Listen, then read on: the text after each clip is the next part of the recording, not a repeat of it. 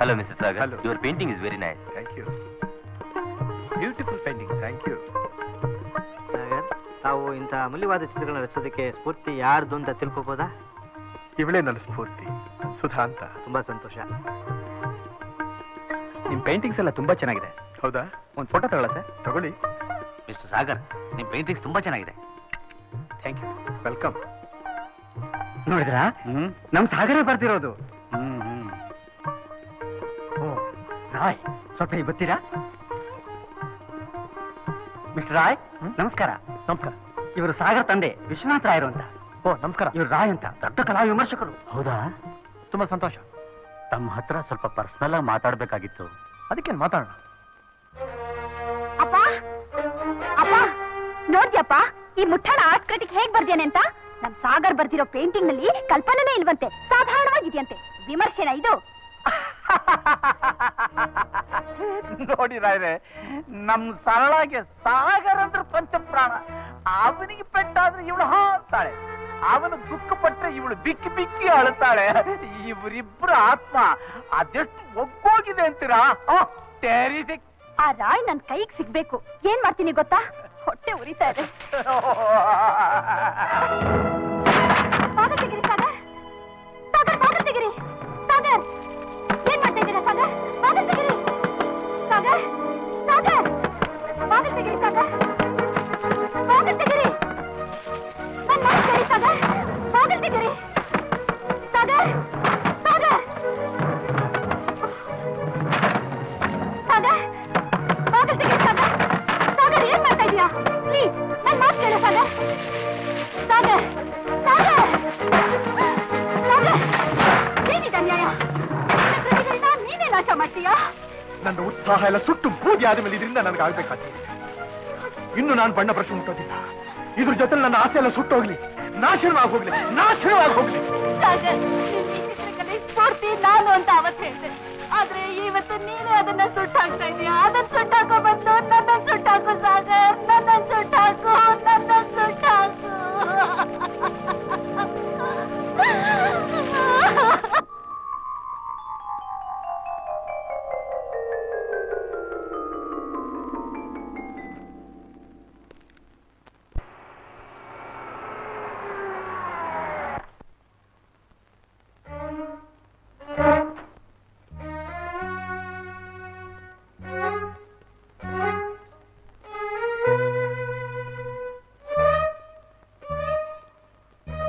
ಅಪ್ಪ, ಅಪ್ಪ,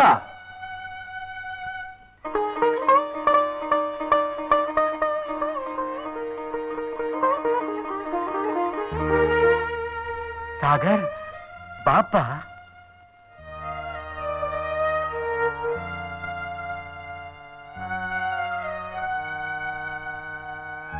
ಸಾಗರ್, ನಿನ್ನ ಹತ್ರ ಸ್ವಲ್ಪ ಮಾತಾಡ್ಬೇಕು ಅಂತ ಬಂದಿದ್ದೀನಿ.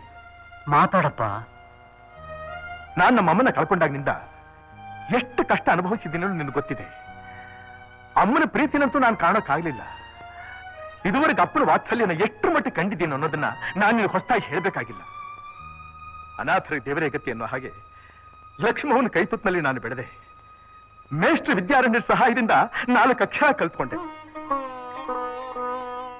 ಹುಟ್ಟದ ಮನೆಯಲ್ಲಿ ನಾನು ಯಾರಿಗೂ ಬೇಡದೇ ಇರೋನಾದ್ರೂ ಈ ವಿಶಾಲವಾದ ಪ್ರಪಂಚದಲ್ಲಿ 10 ಜನ ಮೆಚ್ಚೋ ಹಾಗೆ ಬದುಕಬೇಕು, ಜೀವನದಲ್ಲಿ ಏನಾದ್ರೂ ಒಂದು ಒಳ್ಳೆಯದನ್ನು ಸಾಧಿಸಬೇಕು ಅಂತ ಆಸೆ ಪಟ್ಟೆ.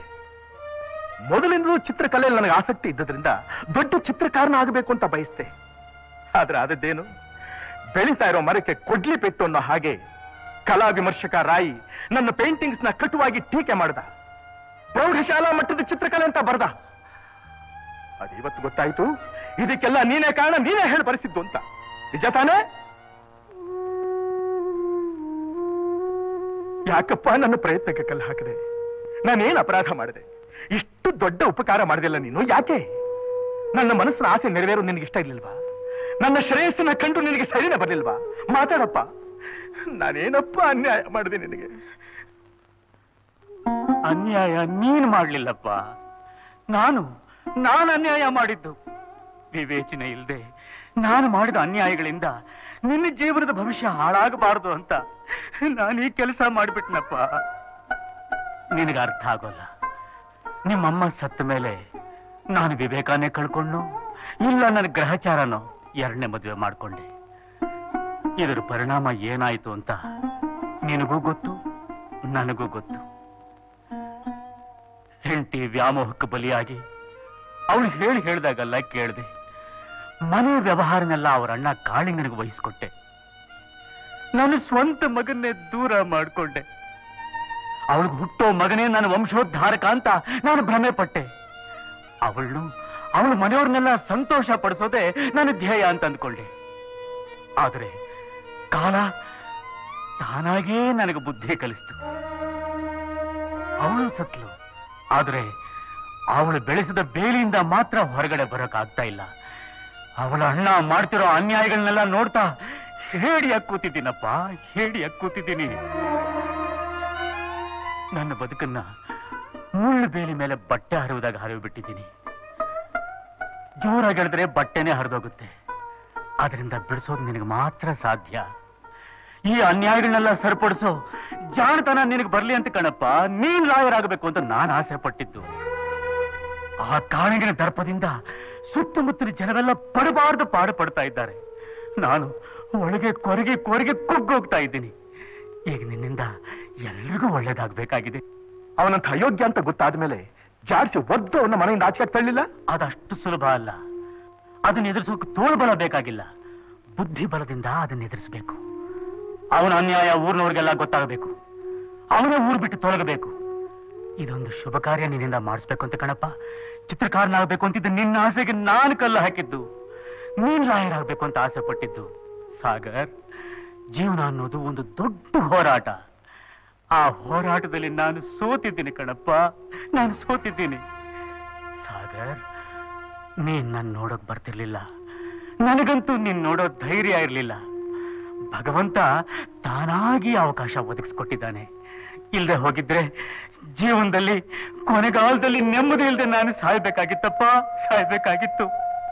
ಸಾಗರ್, ನಾನು ತಪ್ಪು ಮಾಡ್ಬಿಟ್ಟಿದ್ದೀನಿ. ಸಾಗರ್, ನನಗೆ ಕ್ಷಮಿಸ್ಬಿಡು ಕಂದ, ಕ್ಷಮಿಸ್ಬಿಡಪ್ಪ, ಕ್ಷಮಿಸ್ಬಿಡು. ಸಾಗರ್, ಸಾಗರ್.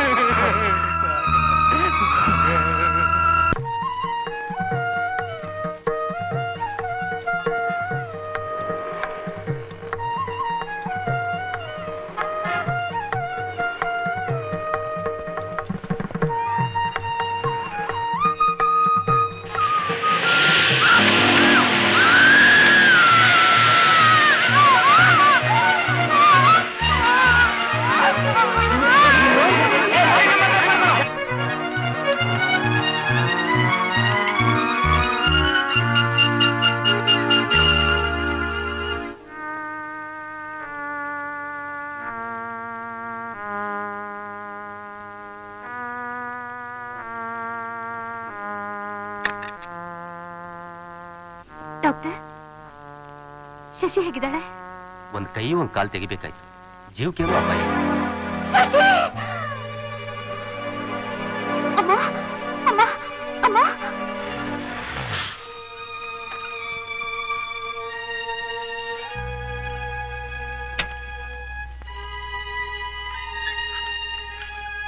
ಸುಧಾ, ಸುಧಾ, ಶಶಿ ಹೇಗಿದ್ದಾಳೆ? ಒಂದ್ ಕೈ ಒಂದ್ ಕಾಲು ತೆಗೆದ್ಬಿಟ್ರು ಕಣ.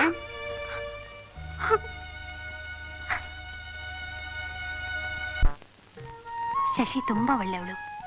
ಅವಳಿಗೆ ಅವರಮ್ಮನ್ ಬಿಟ್ರೆ ಬೇರೆ ಯಾರು ಇಲ್ಲ. ಪಾಪ ಬಡವರು. ಅವರಮ್ಮಂಗ ಅವಳನ್ನ ದೊಡ್ಡ ಡ್ಯಾನ್ಸರ್ ಮಾಡ್ಬೇಕು ಅಂತ ಆಸೆ ಇತ್ತು. ಅವಳಿಗೆ ಅಮೆರಿಕಾಗ್ ಹೋಗೋ ಚಾನ್ಸು ಇತ್ತು. ಆದ್ರೆ ಈಗ ಅವಳ ಕೈಕಾಲು ಕಳ್ಕೊಂಡು ಏನ್ ಮಾಡ್ತಾಳೆ, ಹೇಗ್ ಬದುಕ್ತಾಳೆ?